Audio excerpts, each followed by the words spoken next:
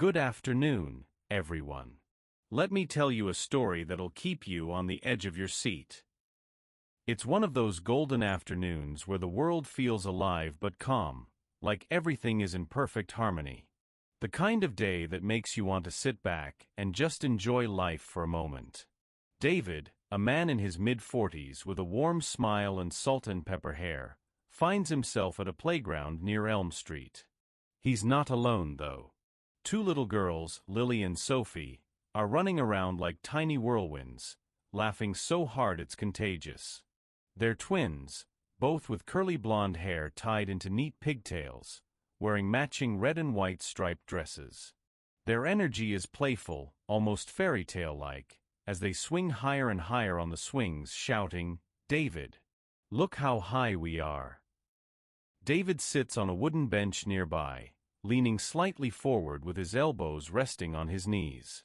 He's dressed casually, in khaki pants, a navy blue polo shirt, and brown leather loafers. His posture is relaxed, but his eyes are sharp, darting between the girls every few seconds to make sure they're safe.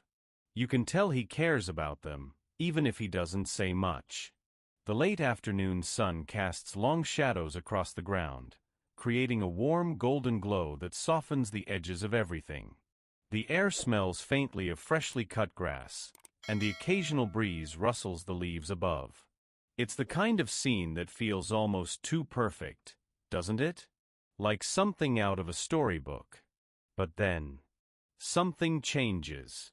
Out of the corner of his eye, David notices a middle-aged woman standing near the edge of the playground. She's tall, with angular features and dark brown hair pulled tightly into a bun. Her arms are crossed over her chest, and she's wearing a plain gray cardigan over black slacks. At first glance, she blends into the background, just another parent or caretaker, but there's something off about her. Her gaze isn't casual, it's intense, almost piercing, as if she's trying to figure out a puzzle. And guess what? That puzzle is David. He shifts uncomfortably on the bench, sensing her stare. Why is she staring at me like that? He tries to ignore it, focusing instead on the sound of the swings creaking and the giggles of the girls. But the longer he sits there, the more he feels her eyes boring into him. It's unsettling. Not scary, but enough to make him wonder, do I have spinach stuck in my teeth or something? Little does David know, this quiet, seemingly harmless afternoon is about to take a sharp turn. Because that woman? Oh, she's got opinions. And soon, those opinions will throw everyone's peaceful day into chaos. Good afternoon, everyone. Let's pick up where we left off, when that peaceful day at the playground took a sharp turn into something far more complicated. The sun was still warm, casting golden light over the swings and slides as Lily and Sophie laughed, completely oblivious to the tension brewing nearby. David sat on the wooden bench, his khaki pants slightly wrinkled from sitting for so long, his navy blue polo shirt catching the soft glow of the fading sunlight. His salt and pepper hair ruffled gently in the breeze, and he leaned forward slightly, elbows resting on his knees. He looked every bit the picture of calm, a trusted friend watching over two happy children. But then it happened. A shadow fell across him, not from the clouds above, but from someone standing directly in front of him. David blinked, looking up to see a tall woman with sharp features. Her dark brown hair was pulled tightly into a bun, and she wore a plain gray cardigan over black slacks. She stood rigidly, arms crossed over her chest like armor, her expression severe and unyielding. It wasn't just her posture that set her apart, it was her eyes. They scanned him with thinly veiled suspicion, making David feel like he'd stepped into some kind of interrogation room instead of a cheerful playground. What is she doing here? Why is she staring at me like that? David shifted uncomfortably on the bench, trying to ignore her gaze. Maybe she just needs to ask something simple. Or maybe she's just having a bad day. But no, the intensity of her stare didn't waver. Instead, she took a step closer, her shoes crunching against the bumpy bark mulch beneath them. The sound seemed louder than it should have been, cutting through the playful laughter around them. "What are you doing here?" she demanded suddenly, her voice sharp enough to make David flinch. He straightened up, meeting her gaze. "I'm watching over those two girls," he said calmly, gesturing toward Lily and Sophie, who were now climbing the jungle gym together. Their red and white striped dresses fluttered slightly in the breeze, a stark contrast to the heavy atmosphere building between David and the woman. But here's the thing, the woman didn't even glance at the girls. Not once.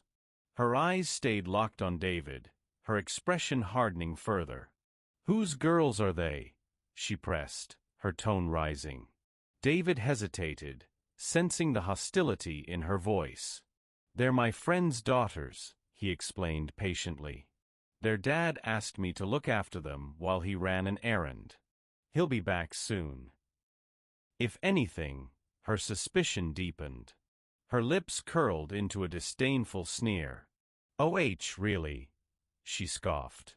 "And I'm supposed to believe that? You think people don't notice when something doesn't add up?" David frowned, his patience beginning to wear thin. "Ma'am, there's nothing suspicious going on here. I'm just helping out a friend." But the woman wasn't having it. She shook her head, taking another step closer. "Men like you always have excuses," she spat. "You don't belong here." Her words hit like a punch to the gut. The accusation hung in the air, thick and suffocating, drawing the attention of other parents nearby. Some glanced over curiously, others whispered among themselves. David could feel their eyes boring into him, judging him, questioning him, all because of this stranger's baseless claims. And yet, despite the mounting pressure, he kept his composure. "Stay calm. This isn't about you. It's about her insecurities." "I don't know what you think you're seeing," David said evenly, keeping his voice firm but not confrontational, "but you're wrong." The woman glared at him, clutching her phone tightly in her hand. "Oh, I've seen enough," she snapped. "A grown man sitting alone watching two little girls? It's disgusting. You should be ashamed of yourself." David clenched his jaw, suppressing the anger rising in his chest. Those girls, Lily and Sophie, were his friend's daughters. They adored him, trusted him. And now this woman was painting him as some kind of monster. "You've got it all wrong," he said again, his tone steady despite the frustration bubbling inside him. "Ask the girls if you don't believe me. Do they look scared to you?" But the woman didn't even glance at them. Instead, she pointed an accusing finger at him. "Don't try to manipulate me," she shouted. "I know how predators work, and I won't let you get away with it." Good afternoon, everyone. Let's dive back into the story where we last left off, with David standing accused by a woman whose accusations were growing louder and more aggressive by the second. The tension in the playground had shifted from peaceful to palpable, like an invisible storm cloud hovering over everyone. David stood there, his posture rigid but controlled, hands slightly raised as if to show he had nothing to hide. His khaki pants and navy blue polo shirt still looked neat, though his face betrayed hints of frustration. The golden hour sunlight was fading now, replaced by the soft glow of dusk, casting long shadows across the bark mulch beneath his feet. But here's the thing, the woman wasn't backing down. In fact, she seemed emboldened by the crowd that had gathered around them. Parents who had initially been curious bystanders were now leaning in closer, their expressions shifting between concern, skepticism, and outright judgment. Some whispered behind cupped hands, others openly stared at David, their eyes sharp with suspicion. "What am I doing wrong here? Why does she keep pushing this?" David clenched his jaw tightly, trying to keep his emotions in check. He glanced toward Lily and Sophie, who were blissfully unaware of the chaos unfolding nearby. They sat on the edge of the jungle gym, swinging their legs back and forth, their red and white striped dresses fluttering gently in the cool evening breeze. Their innocence felt like a cruel contrast to the hostility surrounding him. "You see," the woman snapped suddenly, pointing a finger directly at David. Her voice rose even higher, cutting through the murmurs of the crowd. "He's trying to play it cool, but you can tell he's guilty just by looking at him." David blinked, taken aback by her audacity. "Guilty of what?" Breathing too loudly. "I've already explained everything," he said firmly, keeping his tone level despite the rising pressure. "Those girls are my best friend's daughters. Their father will be back any minute. Ask them if you don't believe me." But the woman didn't even glance at Lily and Sophie. Instead, she turned to the growing audience, appealing to their fears rather than their reason. "This is exactly how predators operate," she declared dramatically, her voice dripping with venom. "They act all innocent until it's too late. Are we really going to stand here and let this man get away with whatever he's planning?" Her words hit like a sledgehammer, stirring unease among the onlookers. One parent, a middle-aged man wearing a baseball cap, stepped forward cautiously, glancing between David and the woman. "Hold on a second," the man said hesitantly. "Did anyone actually see him do something wrong?" The woman whirled on him, her expression fierce. "Of course not. That's how they work. They wait until no one's looking before they strike." David resisted the urge to roll his eyes. Instead, he focused on staying calm, reminding himself that arguing wouldn't help. But the woman's accusations weren't just affecting him, they were starting to affect the crowd. A young mother holding her toddler's hand spoke up nervously. Maybe we should call the police? Just to be safe." And just like that, the tide seemed to turn against David. More voices joined in, some hesitant, others more forceful, all echoing the same sentiment: better safe than sorry. David felt his stomach drop. The weight of their collective doubt pressed down on him like a physical force. He could feel the texture of the wooden bench beneath his fingers, rough and uneven, as he gripped it tightly, grounding himself. "Ma'am," he said again, his voice firmer this time, "you're making a huge mistake. You're accusing me of something I haven't done, and you're traumatizing those kids in the process." But the woman wasn't listening.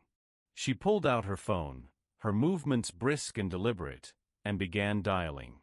"Yes, I need police at the playground on Elm Street," she said loudly, ensuring everyone could hear. "There's a suspicious man here watching 2 young girls. He says he knows them, but I don't believe him. Please send someone quickly." David closed his eyes for a brief moment, exhaling sharply. This cannot be happening. When he opened them again, he noticed Lily and Sophie staring at him, their wide eyes filled with confusion. They had finally sensed that something was wrong. Sophie tilted her head, her curly pigtails bouncing slightly as she asked softly, "David? What's going on?" His heart tightened. Forcing a small smile, he waved reassuringly. "It's okay, sweetie. Everything's fine." But deep down, he knew it wasn't. "Good afternoon, everyone. Let's pick up where things got real serious, the moment the police arrived at the playground. Buckle up, because this is where the tension reaches a fever pitch." The distant wail of sirens cut through the air like a knife, slicing into the quiet hum of the playground. David sat rigidly on the bench, his navy blue polo shirt slightly damp from nervous sweat, his khaki pants creased from gripping the edge of the seat too tightly. The golden hour light had faded now, replaced by the cool glow of dusk. Overhead, lampposts flickered to life, casting warm lamplight across the bark mulch and highlighting the worried faces of parents who lingered nearby. When the police car pulled up, 2 officers stepped out, both wearing crisp uniforms that seemed almost too professional against the casual chaos of the scene. One officer was tall and broad-shouldered, his expression calm but alert. The other was shorter, with sharp eyes that scanned the crowd methodically. Their presence immediately demanded attention, silencing the murmurs of onlookers as they approached. But before the officers could even speak, the woman rushed toward them, her voice frantic and loud. "Officers! Thank goodness you're here!" she exclaimed, pointing an accusing finger at David. "That man over there, he's watching two little girls. He says he knows them, but I don't believe him. He's dangerous."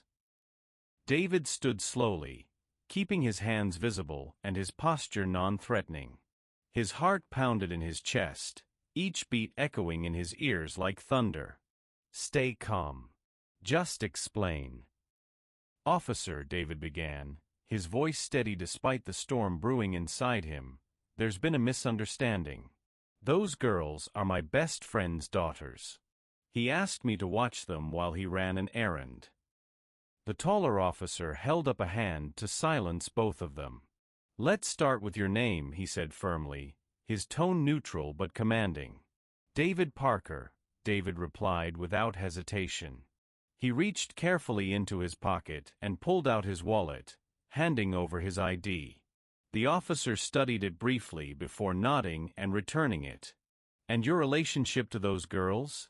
the officer continued, gesturing toward Lily and Sophie, who were still playing innocently on the swings.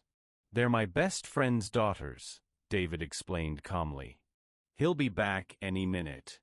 I've done nothing wrong." Before the officer could respond, the woman interrupted again, her voice rising shrilly. "Don't believe him. He's lying. Those poor girls are probably too scared to say anything. You need to take him in before he does something terrible." The officer turned to her sharply. "Ma'am, please let us handle this. We'll get to the bottom of it." Ignoring her protests, the second officer walked over to Lily and Sophie, crouching down to their level. David watched anxiously as the officer spoke softly to them, his body language gentle and reassuring. The girls nodded enthusiastically, their curly pigtails bouncing as they confirmed what David had been saying all along: "He's our dad's friend. We know him." A flicker of relief washed over David, but it was short-lived. The woman wasn't satisfied. "Of course they said that," she snapped, glaring at everyone. "He probably told them to stay quiet. You can't trust what they say." Her words hung in the air like poison, sowing doubt among the onlookers.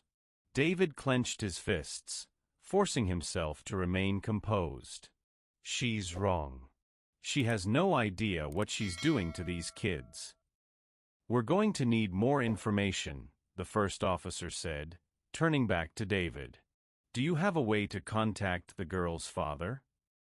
"Yes," David replied immediately, pulling out his phone. "I can call him right now." He scrolled to Tom's number and pressed dial, his heart racing with each ring. "Answer the phone, Tom. Please." As the call connected, Tom's familiar voice came through the line. "David? Everything okay?" David exhaled sharply, his voice tight but controlled. "Tom, I need you to come back to the playground right now. There's been an incident. The police are here, and they need to speak with you." There was a brief pause before Tom responded, his tone laced with concern. "I'm on my way. I'll be there in 5 minutes." David hung up and turned to the officer closest to him. "Their father is on his way. He'll clear all of this up." The officer nodded, but his expression remained cautious. Meanwhile, the woman crossed her arms triumphantly, smirking as if she'd already won. "Oh sure. Now there's suddenly a father? How convenient. You're just buying time to make up more lies." David exhaled sharply, his patience fraying. "I've told the truth from the beginning. You're the one making baseless accusations." Before the woman could retort, the second officer returned, addressing her directly. "Ma'am, we've spoken to the girls. They've confirmed they know this man and that he's a family friend. Unless you have concrete evidence to support your claims, we need to proceed carefully here." The woman's face reddened with frustration. Evidence? Isn't his behavior enough? A grown man alone with two little girls. It's obvious what's going on. The officer's expression hardened. "Ma'am, we handle every situation based on facts, not assumptions. Right now, the facts don't support your accusations." David felt a flicker of hope at the officer's words, but it was quickly dampened when the woman turned to the crowd, her voice rising dramatically. "You've all seen this, haven't you? This man sitting here pretending to be innocent. Are we just going to let this happen?" Some members of the crowd looked uncertain, while others seemed swayed by her passionate plea. One man finally spoke up. "If the girls say they know him, maybe we should give him the benefit of the doubt until their father gets here." The woman shot him a withering glare. "And what if you're wrong? What if something happens to those girls because we didn't act?" David clenched his fists, forcing himself to stay calm. "The truth will come out when Tom gets here." Minutes stretched on, each second feeling like an eternity. Lily and Sophie had stopped playing and were now sitting on the edge of the jungle gym, their small faces filled with confusion. David gave them a reassuring wave, hoping to ease their worries. "Good afternoon, everyone. Let's dive back into the story where tensions reached their peak, and now finally, the truth begins to surface." The moment Tom jogged into view, his presence felt like a lifeline cutting through the storm that had engulfed David. He was slightly out of breath, his face lined with concern as he scanned the scene. Police officers standing nearby, a crowd of onlookers whispering among themselves, and David looking visibly shaken but determined. The woman who had started all of this stood rigidly off to the side, her arms crossed tightly over her chest, her expression defiant. Tom didn't waste any time. "What's going on here?" he demanded, his voice sharp but controlled. His gaze darted between David, the officers, and the woman before settling on his friend. "David, are you okay?" David nodded, relief washing over him in waves. "Tom, they've been accusing me of something I didn't do," he said, his voice steady despite the weight of the situation. "Please explain to them." Without hesitation, Tom turned to the officers, his tone serious and unwavering. "This is a misunderstanding," he said firmly. "David is my best friend. I asked him to watch my daughters while I ran an errand. He's been nothing but kind and protective of them." The lead officer raised an eyebrow, clearly listening intently. "And you can confirm the girls are your daughters, and that David had your permission to supervise them?" "Absolutely," Tom replied without missing a beat. He gestured toward Lily and Sophie, who were sitting quietly on the edge of the jungle gym, their small faces filled with confusion.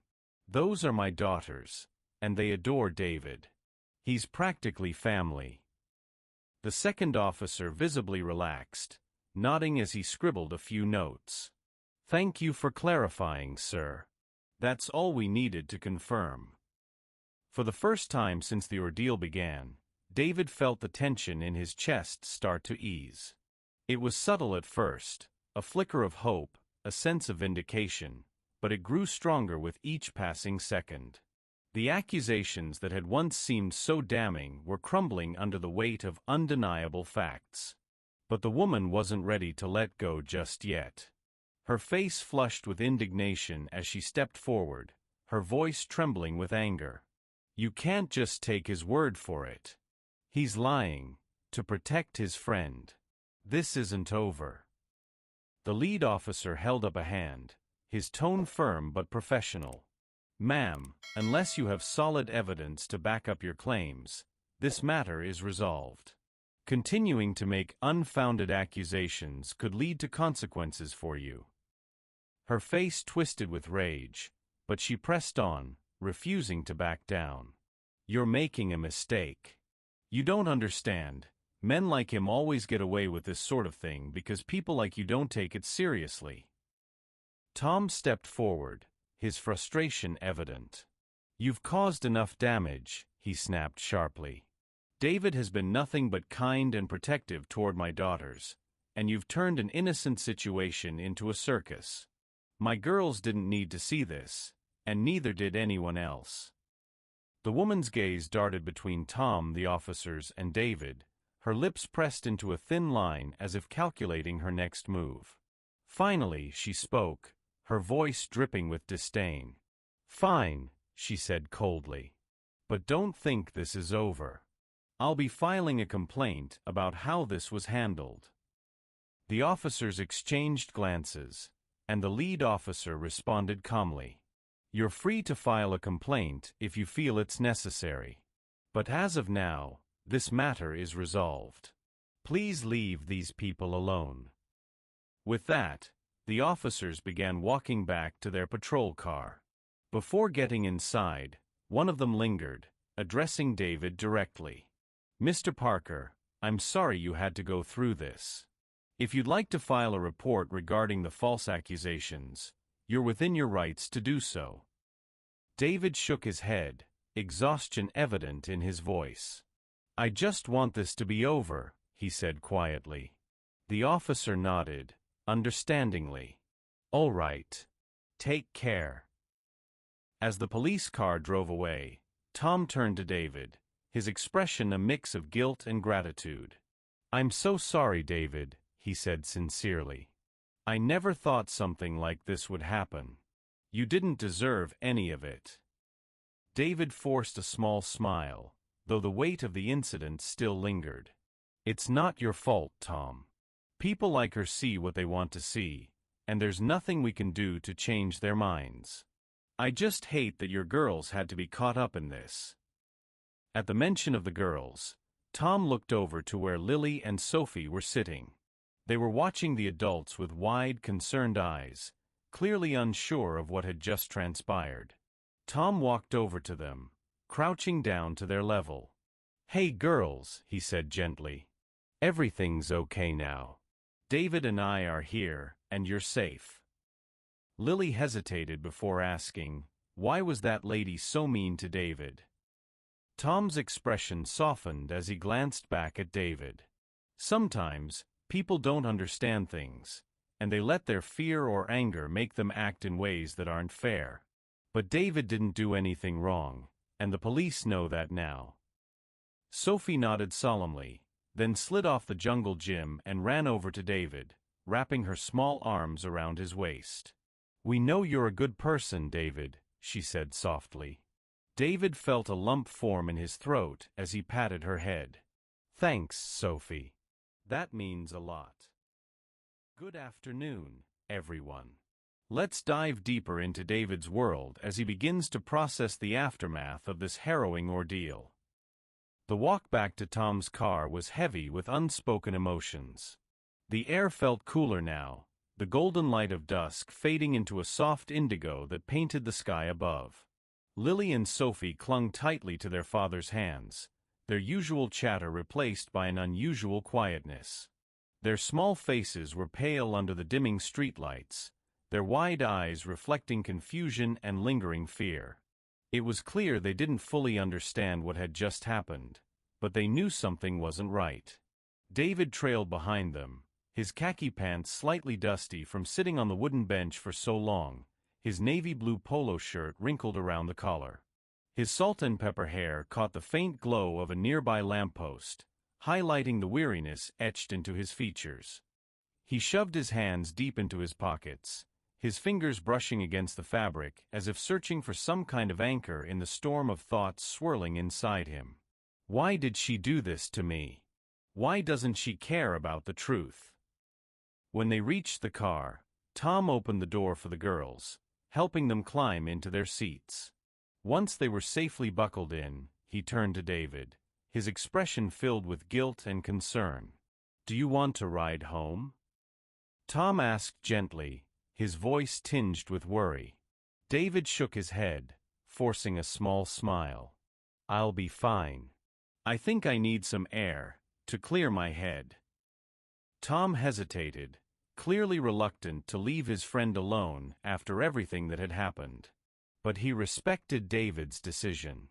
"All right," he said finally, "but if you need anything, anything at all, you call me, okay?" David nodded.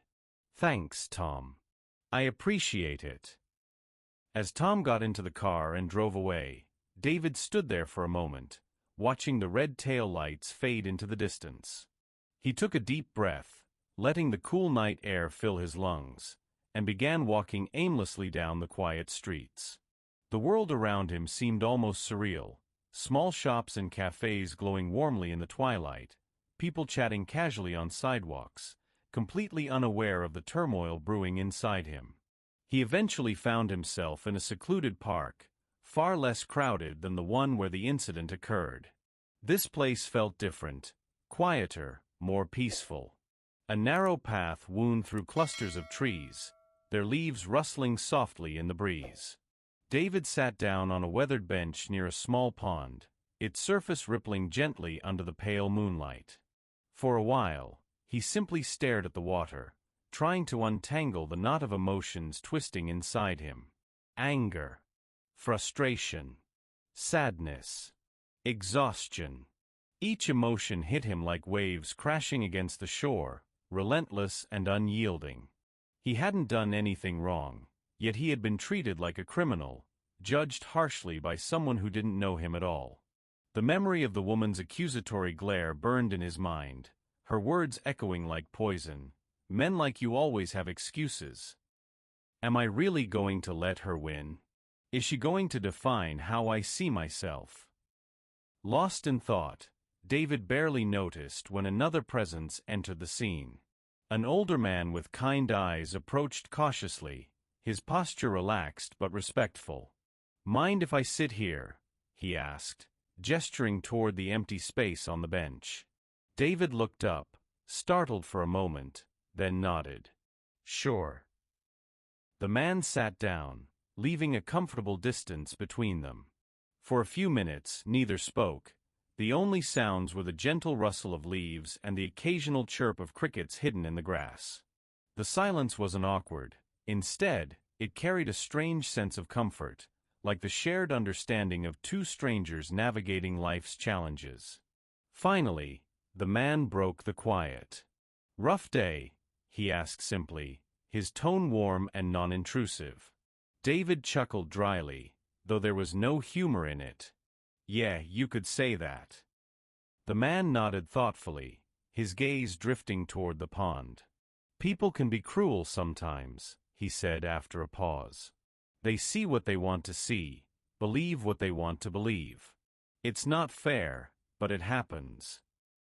David swallowed hard, the lump in his throat refusing to budge. "Yeah," he said quietly. "I figured that out today." The man turned to look at him, his expression serious yet compassionate. "But here's the thing, you can't let it define you. You're more than their assumptions, more than their ignorance. Don't let them take that away from you."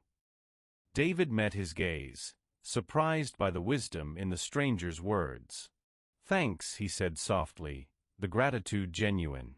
The man smiled briefly before standing up. "Take care of yourself," he said, patting David lightly on the shoulder. Then he walked away, disappearing into the shadows of the park. David watched him go, feeling a flicker of relief, a tiny crack in the weight pressing down on his chest. He sat there for a while longer, replaying the man's words in his mind. People could judge him all they wanted, but they couldn't control how he responded. He still had the power to rise above it. Eventually, David stood up, his body stiff from sitting too long. As he began walking again, his steps felt lighter, his mind clearer. The road ahead might not be easy, but he realized something important: he wasn't alone. Tom believed in him. Lily and Sophie trusted him. And that, ultimately, was what mattered most. Good afternoon, everyone. Let's dive back into David's world as he begins to grapple with the lingering effects of the accusation, and how it changes his perspective on trust and justice. The morning after the playground incident dawned quiet and unassuming, but for David, it felt anything but peaceful. He sat at his kitchen table, a steaming cup of coffee clasped between his hands, staring out the window at the soft gray light filtering through the clouds. The storm had passed, at least in the literal sense, but its emotional aftermath lingered like an unwelcome shadow. His khaki pants from yesterday were replaced by a pair of faded jeans, and his navy blue polo shirt had been traded for a simple white t-shirt. His salt and pepper hair was slightly disheveled, as though he'd spent half the night tossing and turning.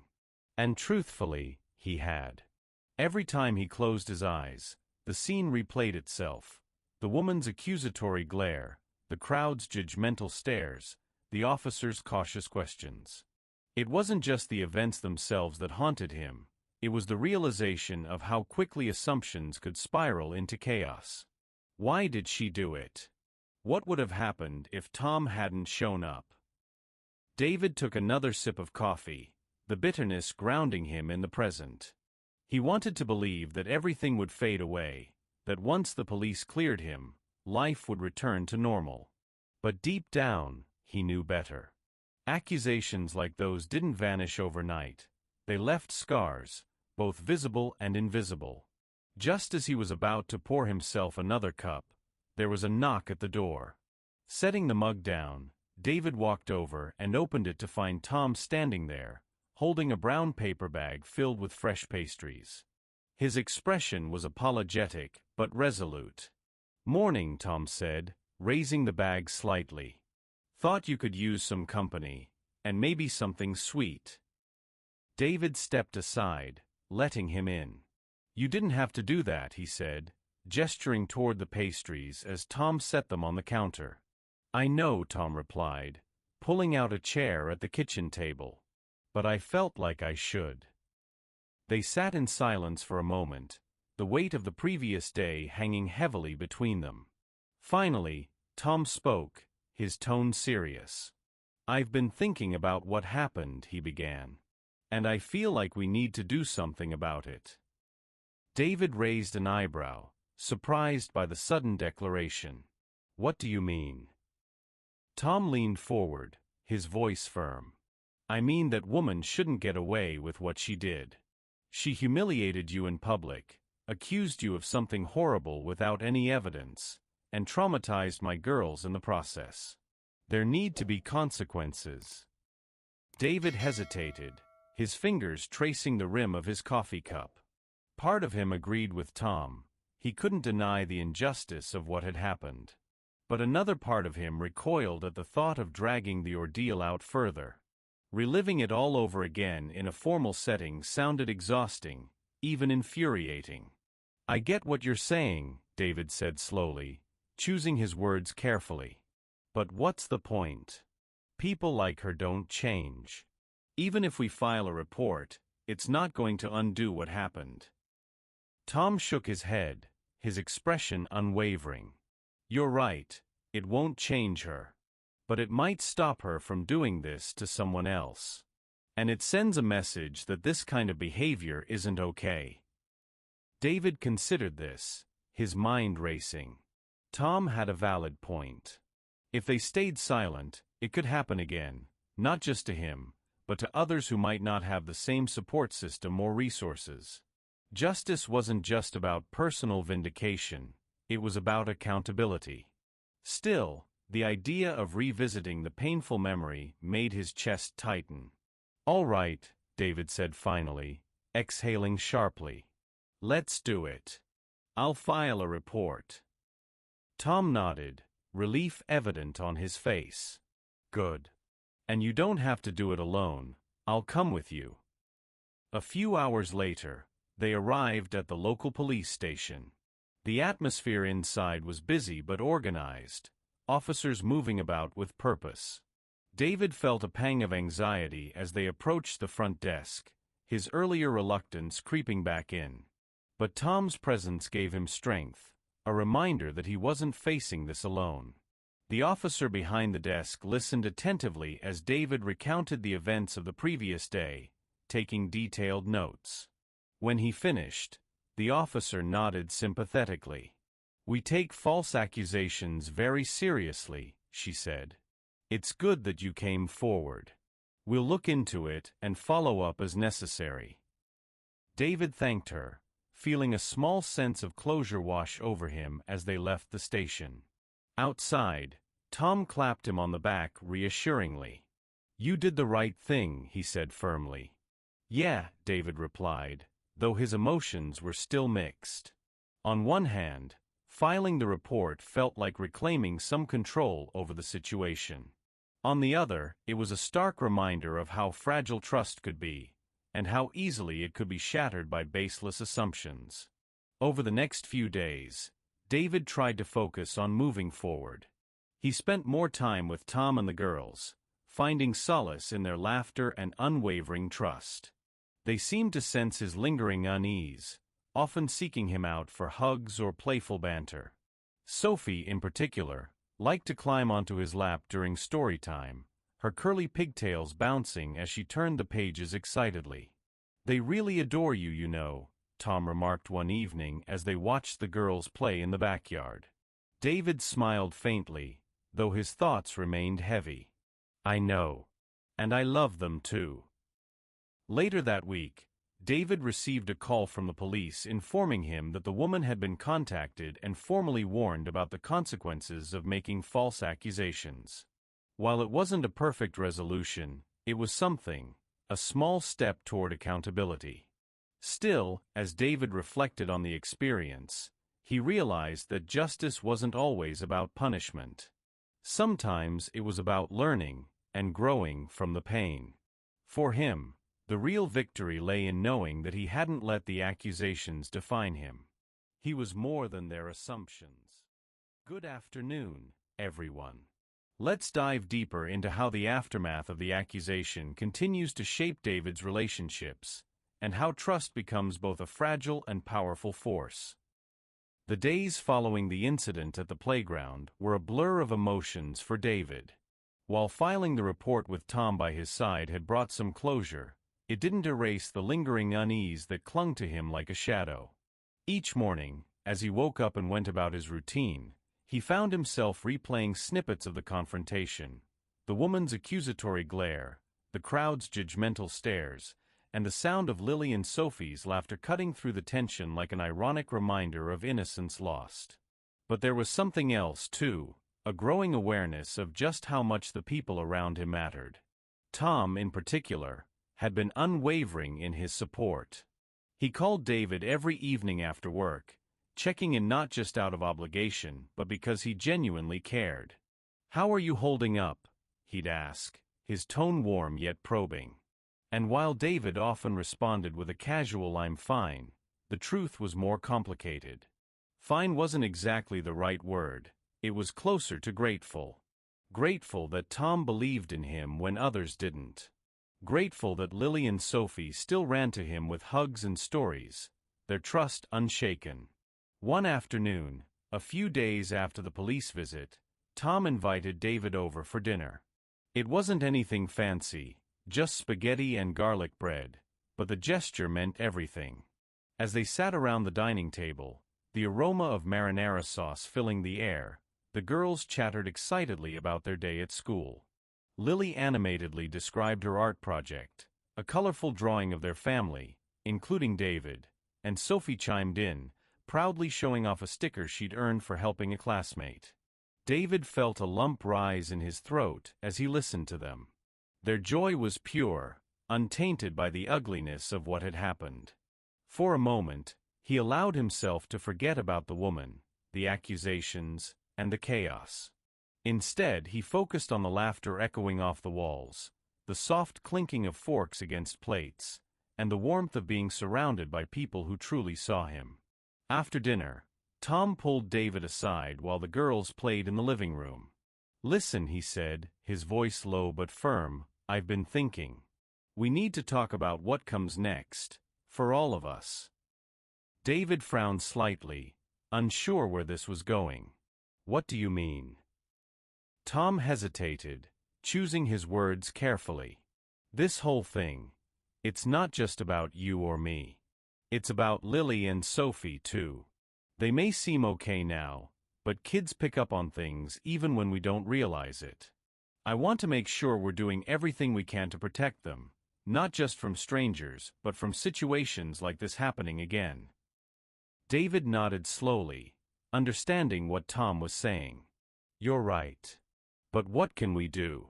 Short of keeping them locked away, which isn't an option.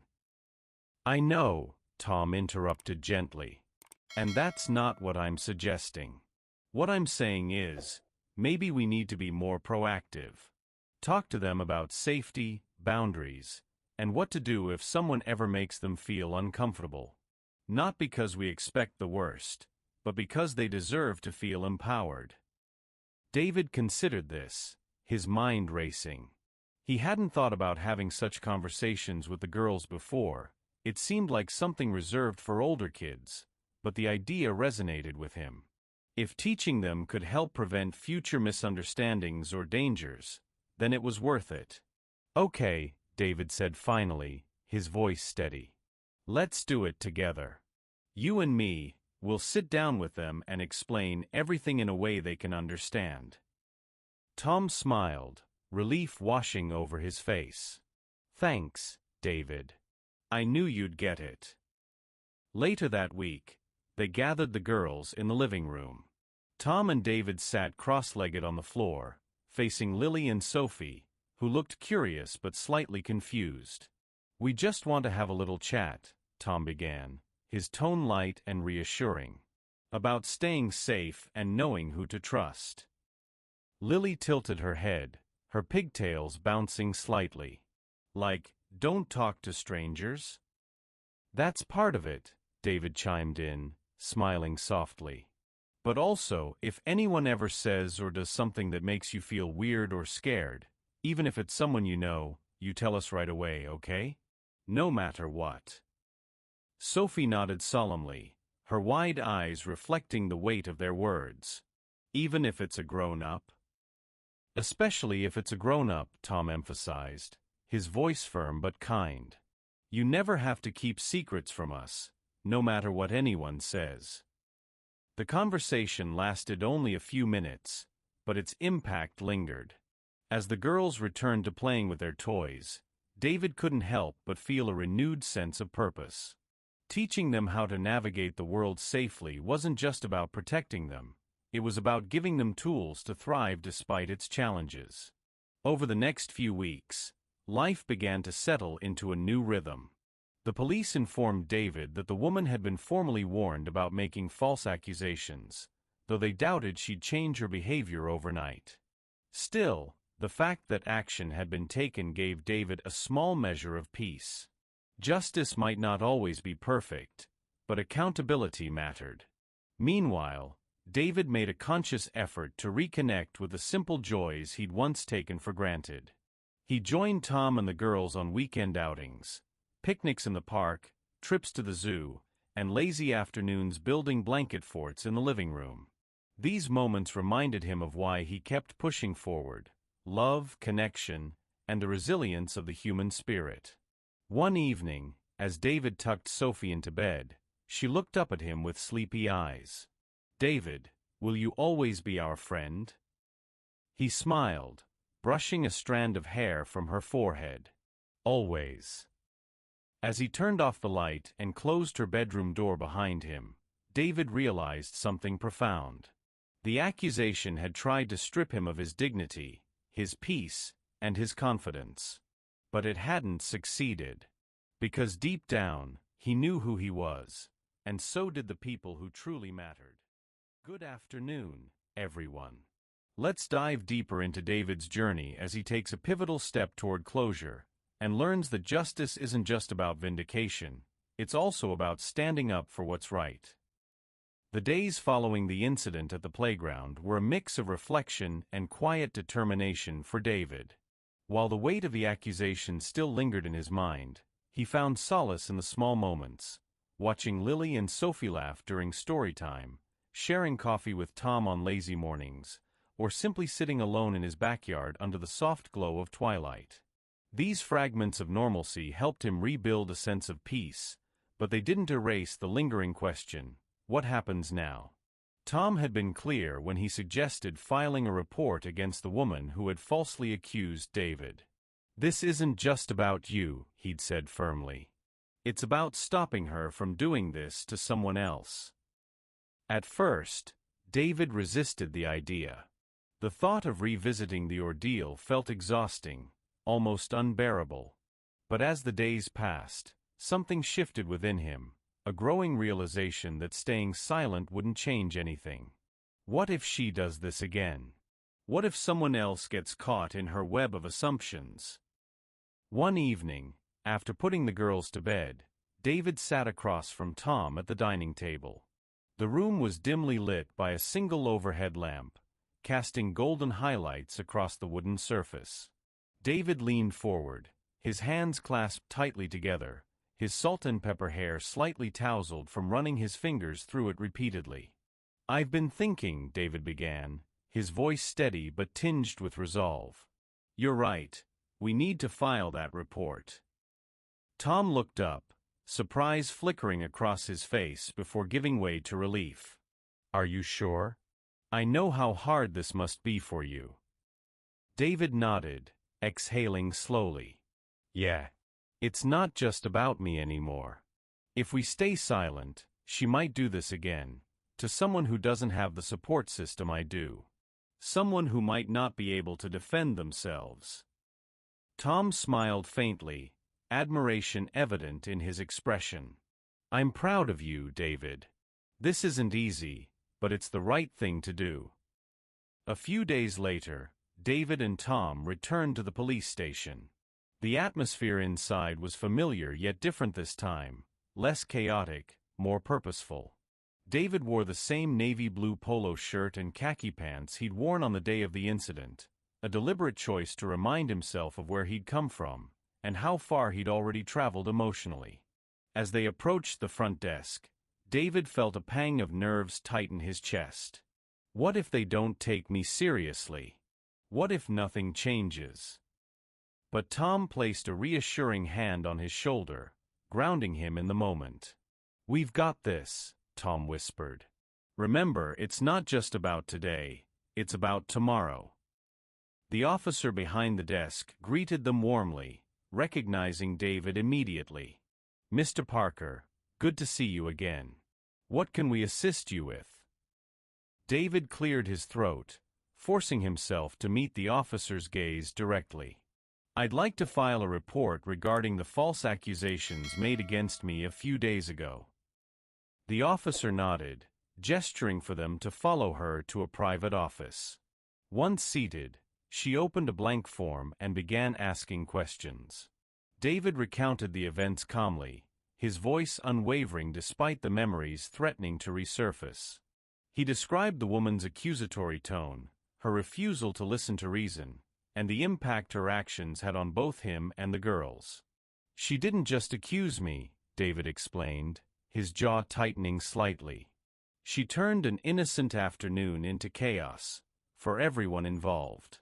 My character was questioned, my relationship with the girls was scrutinized, and even strangers started doubting me based solely on her words. None of it was true." The officer listened intently, jotting down notes as David spoke. When he finished, she looked up, her expression thoughtful. "Thank you for coming forward, Mr. Parker. False accusations can have serious consequences, not just legally, but emotionally and socially. We'll look into this and take appropriate action." David exhaled sharply, feeling a small measure of relief wash over him. Filing the report hadn't erased the pain of the experience, but it had given him a renewed sense of agency. For so long, he'd felt powerless, but now, he was taking control of the narrative.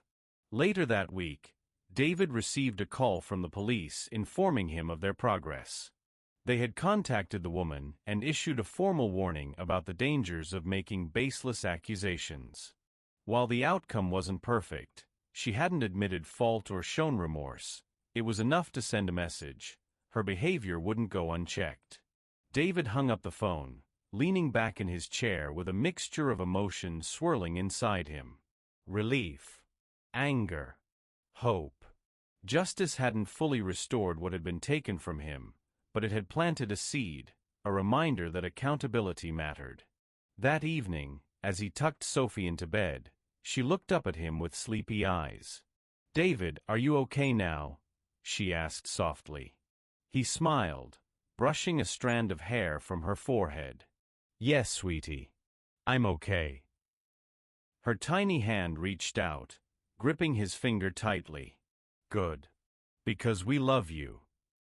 David felt a lump rise in his throat, his heart swelling with gratitude.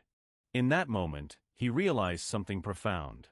While the world could be cruel and unfair, it could also be filled with love, trust, and resilience.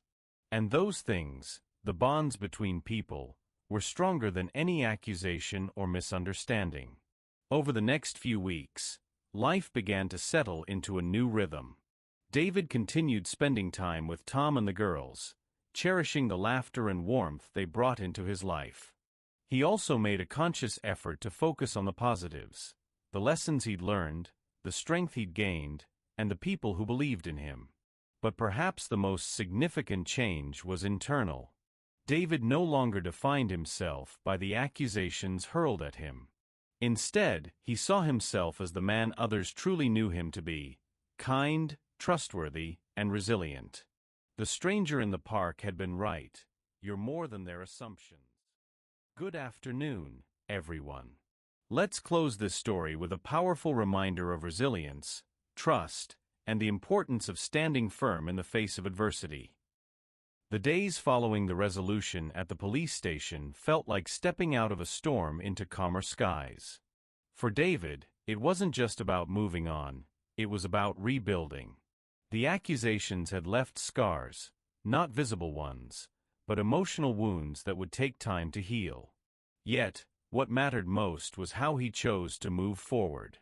And David decided to focus on the people who truly saw him: Tom, Lily, Sophie, and even strangers like the wise man in the park who reminded him that he was more than someone else's assumptions.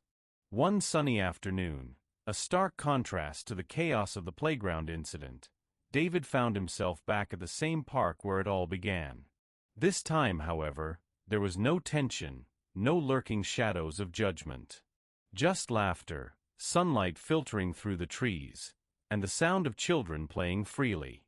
He sat on the same wooden bench, his posture relaxed, his khaki pants and navy blue polo shirt clean and comfortable. Beside him were Lily and Sophie, their red and white striped dresses fluttering gently in the breeze as they clutched ice cream cones, giggling over sticky fingers. "You know," David said softly, glancing down at them, "I never thought I'd come back here after everything that happened." Sophie tilted her head, her curly pigtails bouncing slightly. "Why wouldn't you come back? It's fun here." David chuckled, brushing a strand of hair from her forehead. "You're right. It is fun here. But sometimes bad things happen, and it makes places feel different." Lily nodded solemnly, her wide eyes reflecting understanding beyond her years. "Like when that lady said mean things about you?" David hesitated for a moment before responding. "Yes, sweetie. Like that. But she was wrong." Sophie interjected emphatically, waving her half-eaten ice cream cone like a tiny flag of defiance. "We told everyone you're good." Her words brought an unexpected lump to David's throat. He smiled, blinking back tears. "Thank you, Sophie. That means a lot." As the girls returned to their playful banter, David leaned back against the bench, letting the warmth of the sun seep into his skin. Watching them laugh and chase each other around the swings filled him with a deep sense of gratitude. They weren't just Tom's daughters. They were a part of his life too, a constant reminder of joy and innocence amidst the complexities of adulthood. Later that evening, as the sun dipped below the horizon, casting the sky in hues of orange and purple, David walked home alongside Tom. The two men strolled quietly, the rhythmic crunch of gravel beneath their shoes providing a comforting backdrop to their conversation. "I've been thinking," Tom said finally, breaking the peaceful silence, "about everything that happened. You handled it so well, David. Better than I probably would have." David shrugged modestly. "I didn't feel like I had much of a choice. Either I let her win, or I prove her wrong." Tom nodded, his expression thoughtful. "Still, it takes strength to stand up like that. Not everyone would file a report or push for accountability. Most people would just want to forget it ever happened." David sighed, shoving his hands into his pockets. "Yeah, forgetting sounds nice. But I realized something. Justice isn't always about revenge. Sometimes, it's about setting boundaries. About saying, this behavior isn't okay. If we don't speak up, nothing changes." Tom clapped him on the shoulder, a gesture of solidarity. "Well, I'm proud of you. And I think the girls are too, even if they don't fully understand it yet." They paused briefly under a lamppost, its golden light illuminating their faces. David glanced toward the playground one last time, now empty except for the faint sway of swings in the breeze. "Do you think she'll stop?" he asked quietly. "The woman, I mean. Do you think she'll stop accusing innocent people?" Tom hesitated, choosing his words carefully. "Maybe not. Some people are set in their ways. But maybe next time, someone will question her instead of blindly believing her. Maybe that's enough." David nodded slowly, accepting the truth in Tom's words. Change didn't happen overnight, but it started somewhere. And today, it had started with him. That night, as David lay in bed staring at the ceiling, he reflected on the journey he'd been through. The accusation had tried to strip away his dignity, his peace, and his confidence. But it hadn't succeeded. Because deep down, he knew who he was, and so did the people who mattered. The bond between him, Tom, and the girls had only grown stronger, forged in the fire of adversity. He thought about the stranger in the park again, the older man with kind eyes who had reminded him that he was more than someone else's assumptions. Those words echoed in his mind like a mantra, "You're more than their ignorance." David closed his eyes, a small smile tugging at the corners of his lips. The road ahead might not always be easy, but he knew he could face whatever came his way. He wasn't alone, and that made all the difference. And that's where our story ends. What did you think of this story? Share your emotions in the comments below. We'd love to know what you remember most. If you enjoyed this story, don't forget to hit the like button and subscribe for more unforgettable stories. And if you are in the mood for another exciting story, check out our next video. It's waiting for you. Until then, stay curious, get inspired, and keep exploring the stories that make life extraordinary. See you in the next one.